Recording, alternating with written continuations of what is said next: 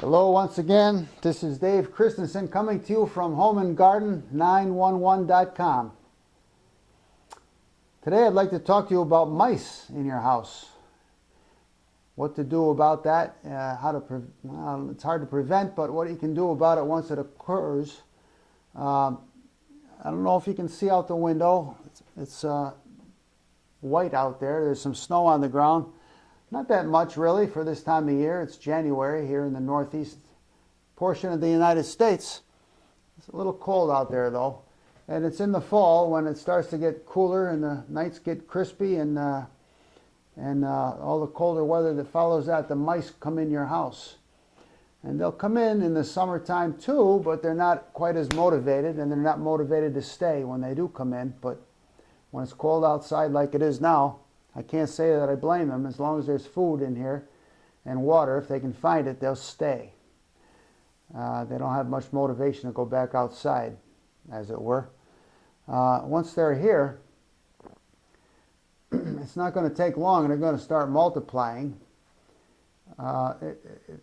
21 days is the gestation period for a field mouse or a house mouse.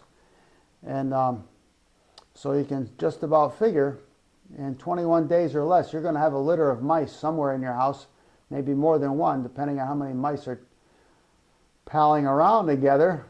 And once you have a litter of mice here, guess what? They're born here. This is their home, just like it is to you. And they don't have any motivation to go outside at all. They don't know anything about the outside. As long as they can find, as I said, food and water, they don't have any reason to go anywhere else. So if left unchecked or unnoticed, pretty soon you're going to have quite a colony of mice. They'll multiply. They'll take over the place over the course of a season. Shall we call it infestation? Is that too strong of a word?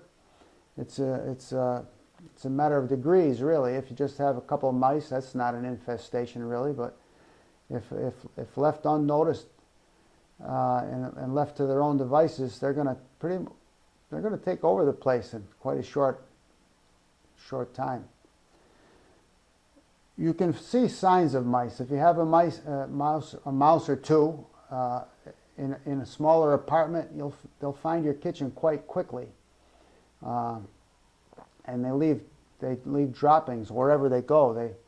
They poop their way across anywhere they're going. You'll find droppings, and what do they look like? They look like oversized grains of rice, but they're dark in color. And you'll find them, most likely, if they're in your kitchen, you'll find them where the food is. The dried goods, like your breakfast cereals, your bread, of course, crackers, the grains, like rice or pasta, macaroni, that kind of thing. They'll find it and they'll chew holes in the boxes, and they'll take it and they'll store it someplace like a squirrel does. And you'll see, if they're there, you'll know it. If you're in a house with a basement under it and an attic above, by the time they find your kitchen, you can just about bet there are other places as well, because they don't just march in the front door straight to the kitchen wondering what's on the menu.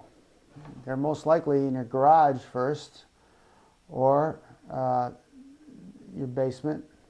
They'll get to your attic too. They get into a wall space and they go up or they go down. They'll go wherever they can go. If they find a hole in the wall, they'll go through there too. So that's a little bit of an introduction, but what I want to do, I want to take you downstairs where we have some shelving, where we keep some of our extra stuff like canned goods and some other dried goods in boxes. So I got a funny little story about what happened to us last year. We had mice in the basement, and we didn't notice it at first. And it's funny how we didn't actually come to notice it. So I'm going to shut this off and I'm going to see you down there. Be right back.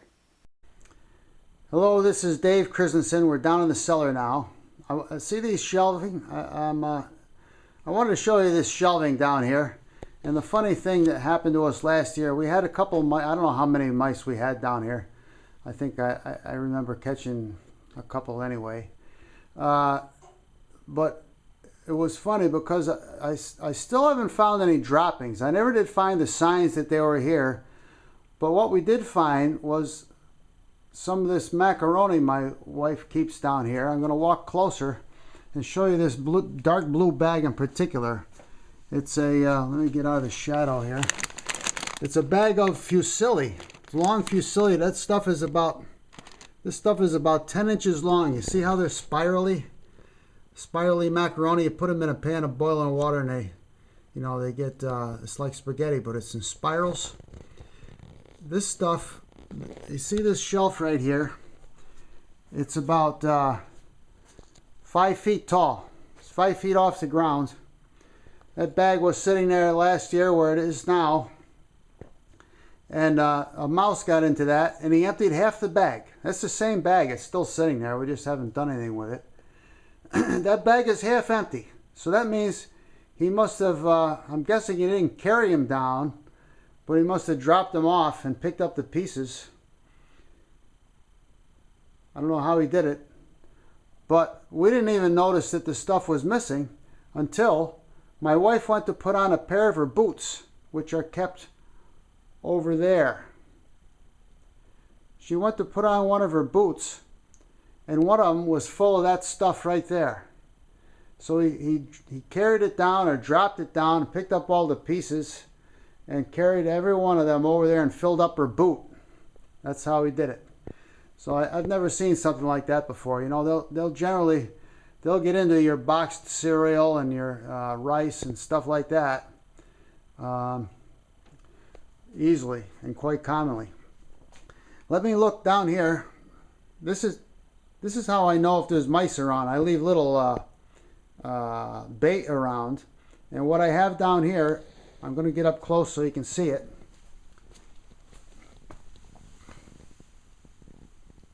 A couple little sunflower seeds, that's what that is. Let me see if I can get a better close-up on it. Couple little sunflower seeds, 3 or 4 sunflower seeds. And I put them there because if a mouse comes along, he's going to find them before he finds my cereal.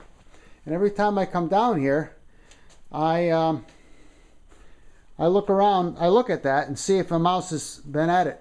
If I see those shells are empty, I'll know I've had a visitor. Now I'll just point this out to you also. You see that this board right here, it's just a little board I put there. It moves. It's just stuck there because that's the way you want to arrange your mouse traps, head to head like that. 2 of them. It's very effective because those mice are very clever at cleaning the peanut butter off that trap. They can do it without tripping it. And if they have to maneuver around to get at all the peanut butter, they're going to step on one of those traps is going to get them. It's much more effective than having one single trap. Now see, I got a couple sunflower seeds down there too, and they've been there for a while. Nobody's been after them, so I'm pretty. It's a pretty safe assumption I don't have any mice down here at the moment. They could come at any time. So that's what I wanted to show you. I'm going to shut this back off, and I'll see you back upstairs.